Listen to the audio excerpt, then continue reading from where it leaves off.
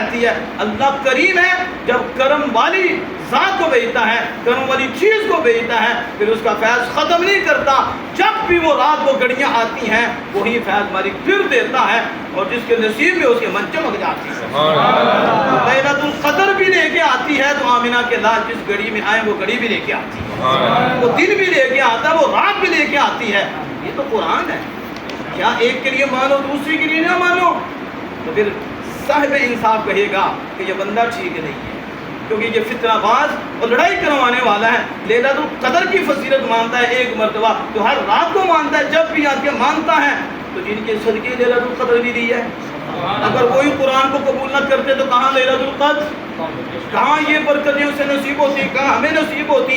وہ ہیں جن کے سینے پہ قرآن آیا ہے. اب قرآن نہ آتا تو لیلۃ القدر نہ ملتی, بلکہ نہ مفتی نہ محدث نہ شیخ کچھ بھی نہ ہوتا اگر آمنہ کے لال قرآن کو اپنے سینے پہ قبول نہ کر لیتے. اس لیے ٹھنڈے دل سے ٹھنڈے دماغ سے سوچو, یہ تو فتنہ پروری اور تفریقہ بازی نہیں. ہم کہتے ہیں پہچانو حق سے.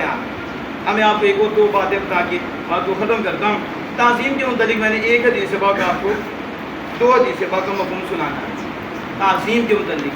اس سے ہمارا ایمان بڑھے گا. اس سے کیا ہوگا؟ اور جب آپ محبت کی باتیں سنتے ہیں نا, جب سنائی جاتی ہیں, حضور کا تعارف صحیح کرایا جاتا ہے, تو دل کرتا ہے ایسے آقا کے پیچھے چلا جانا. ایسے ہی ہے نا, جب آپ کو آپ کے والد صاحب کا اچھا تعارف کرائے گا, چھوٹے بچوں کو پتہ نہیں ہوتا, علماء کے پاس آتے, وہ بتاتے ہیں تمہارے ابا جان کی یہ شان, انہوں نے اتنی محنت کی تمہارے لیے, یہ کیا یہ کیا یہ کیا, اتنا کچھ کیا. پھر اسے بتایا جاتا ہے کہ قرآن پاک میں تمہارے والد کی یہ شان, حدیث پاک میں تمہارے والد کی یہ شان, رسول اللہ. جب اسے علم آتا ہے نا, اس کی محبت بڑھتی ہے. وہ کہتا ہے محبت جی یہ پاؤں چوموں, مجھے تو پتہ ہی نہیں تھا. یہ علامہ صاحب نے میرے دل کی کھڑکی کھول دی ہے, مجھے روشنی دے دی ہے, مجھے سمجھ آ گئی ہے. یہ لوگوں کو پریشانی ہوتی ہے کہ رسول اللہ کا ذکر کیوں کرتے ہیں. ہم نے کہا تمہیں پتہ ہی نہیں, سارے امتی ہیں, سب سے اللہ کا تقاضا ہے کہ میرے محبوب کی عظمت اور میرے محبوب کی تعظیم کرو, میرے محبوب کا ادب کرو, میرے محبوب سے محبت کرو. تو پھر جب تعارف ایک نمبر کرایا جائے گا تو پھر امتی کہے گا میں اپنی جان بھی دوں, اپنی جان بھی دے دوں. اس لیے اہل سنت جماعت بڑا زور دیتے ہیں, آپ کی شانیں بیان کرتی ہیں, وہ شانیں بیان کرتے ہیں تاکہ ان کے دل میں محبت پیدا ہو جائے, ان کی محبت بڑھ جائے. اگر آپ توجہ سے یہ سننا, میرے پاس کتاب موجود ہے جس کا نام ہے سیرت الرسول. آپ بھی بولے کیا نام ہے؟ سیرت الرسول. اور یہ کتاب ہے محمد بن عبد الوہاب کی. اس کی محمد بن وہاب, یہاں سے وہاں بھی شروع ہوئی, یہاں سے. یہ میں کوئی تفریقہ بازی کی بات نہیں کرنے لگا, ایک حقیقت بتانے لگا ہوں. اور کتاب میرے پاس اصل موجود عربی میں, اور ترجمے میں انہوں نے نکال دیا ہے, لیکن عربی موجود ہے. کیسا مذہب ہے, آپ لوگ بھی نکال دیتے ہیں. یہ مذہب ہوتا ہے, مذہب اگر سچا ہو تو نکالا نہیں جاتا, دفاع کر کے بتایا جاتا ہے. وہ ہمارا ہے. لاؤ اعلیٰ حضرت مرتبت کی کتب ہم بتائیں گے.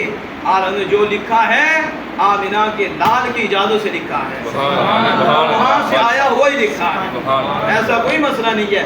لیکن میں بات بتانے لگا ہوں, سیرت الرسول محمد بن الوہاب کی وہ کتاب ہے. اس کے اندر وہ حدیث جو آپ سنتے ہو کہ ابو لہب نے آزاد کر دیا, تو خامی حضرت عباس رضی اللہ عنہ کو ملا تو پوچھا, تو اس نے کہا صہیبہ نے جب مجھے بشارت دی نا تو میں نے اس خوشخبری پہ ہی صہیبہ کو آزاد کر دیا.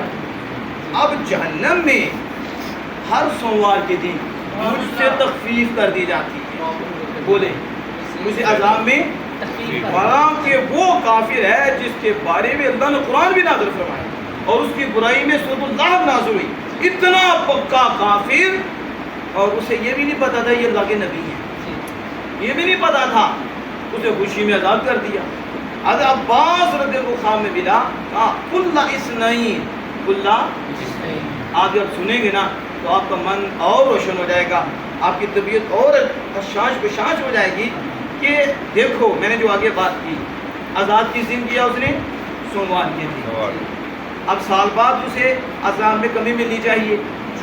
جب بھی وہ دن آئے گا تب یہ جو ان کا مسئلہ بنا ہوا ہے, ہم نے کہا تجھے محبت کا پتہ ہی نہیں, تجھے نہیں پتا محبت کیا ہوتی ہے. ہمیں پوچھو محبت کیا ہوتی ہے, ہم تمہیں بتائیں کہ محبت کیا ہے. وہ اللہ کے محبوب ہیں, سال بعد فیض دیں گے. کہا کل اثنین، یہ محمد بن عوام نجدی اپنی کتاب میں لایا ہے کہ ابو لہب نے کہا ہر سال بعد سوموار کو نہیں بلکہ ہر ہفتے کی سوموار مجھے کمی نصیب ہوتی ہے، میرے عذاب میں کمی ہو جاتی ہے. کل اثنین، ہر سوموار کو. اللہ اکبر. پکا کافی جس کی مذمت میں قرآن نازل ہو، اللہ تو ہر سوموار کو اسے بھی فیض دے، اس کے بھی عذاب میں کمی دے. آگے پتہ کیا لکھتا ہے ابن جوزی علیہ الرحمٰن نے لکھا، یہ محمد بن عبد الوہاب نے نقل کیا، اور ابن جوزی وہ نقاد ہیں کہ محدثین گردن آگے جھکاتی. یعنی ابن جوزی کے صرف ہونے میں کسی کو اختلاف نہیں ہے کہ یہ معتبر محدثین کے اندر معتمد، ان پہ کوئی کلام نہیں کرتا کہ یہ کوئی حدیث پاک پہ گڑبڑ کرتے ہوں نا، اور وہ سے پاک کے آگے گردن جھکانے والے.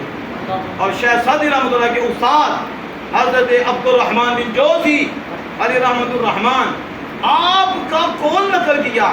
انہوں نے کہا جب ابو لہب جس کی مذمت میں برائی میں اللہ نے قرآن نازل فرمایا اسے جزا دی جا رہی ہے، حالانکہ کافر کو تو جزا نہیں ملتی.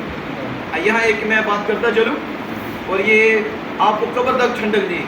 کوئی سوال کر سکتا ہے کہ کافر کا عمل دنیا میں فائدہ ملے گا آخرت میں نہیں مل سکتا؟ ایسے ہی ہے نا، قرآن ہے ہباء منثورا، جیسے یہ گرد نہیں ہوتی، یہ اڑتی ہے، اس کی کوئی صحت ہے؟ یا میں آپ یہ جو شعائیں پڑھتی ہیں نا ادھر تاک میں پڑھتی ہیں، آپ کو نظر آتی ہیں اس کے اندر ذرات، ان کی کوئی صحت ہے؟ کافر کے عمل کی اللہ کے یوں ہی حیثیت، کوئی حیثیت نہیں، دنیا میں مل جاتا ہے، لیکن ابو لہب کو کیوں ملتا ہے؟ سوال کرتی ہیں، بندوں کو ہلا دیتی ہیں کہ کسی طرح پٹری سے اتارے. ہم کہتے ہیں جب تک ہم زندہ ہیں پٹری سے اترنے بھی نہیں دیں گے. اللہ کے فضل سے ہم پٹری پہ رکھیں گے، ہر سوال کا اللہ کے فضل جواب دیں گے. ہاں ٹھیک ہے کہ ان کے عمل کا کوئی فائدہ نہیں ہوتا. ابو لہب کو بھی نہیں دیکھا جا رہا، ذات مصطفیٰ کو دیکھا جا رہا ہے. حضور ہر نبی سے ممتاز ہے، اللہ اپنے محبوب کی عزت دکھا رہا ہے، اور محبوب کے اعزاز کی وجہ سے ادھر جہنم میں بھی ابو لہب کے بھی عذاب میں کمی کر رہا ہے. وہ کہتی ہیں، امام عبد الرحمن جوزی کہتی ہیں کافر کو جزا مل گئی. ما بال المسلمین، ما حال المسلمین، تو مسلمانوں کا کیا حال ہوگا؟ سنو ذرا، اب آپ سنو جو میلاد منانے والے ہو، خوشی کرنے والے ہو. کہتے ہیں مسلمانوں کا کیا حال ہوگا؟ کافر کو جزا مل رہی ہے تو ادھر جہنم میں اس مسلمان کا کیا حال ہوگا جو اپنے آقا کے میلاد پہ خوشی کرے.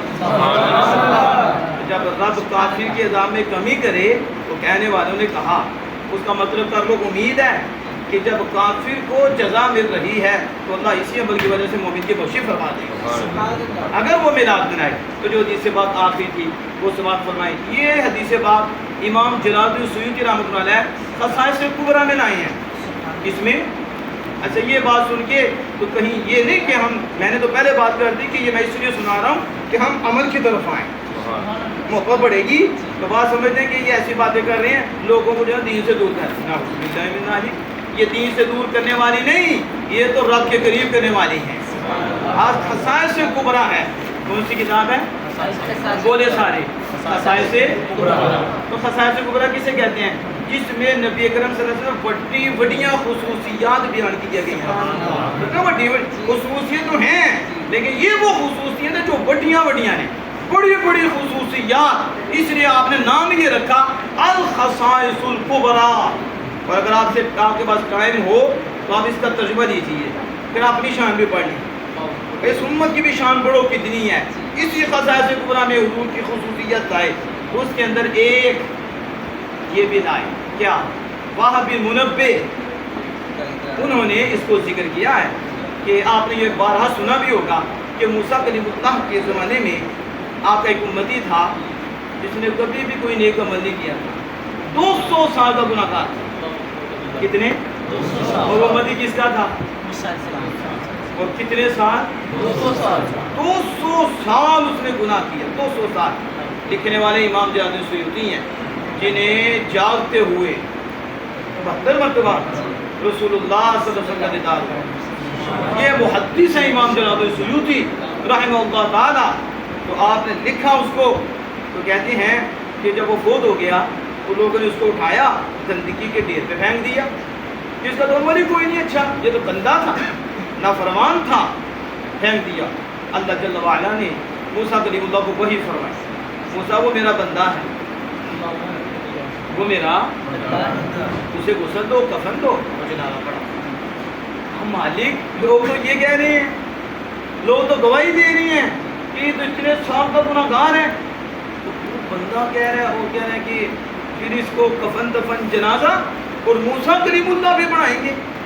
ذرا غور تو کرو۔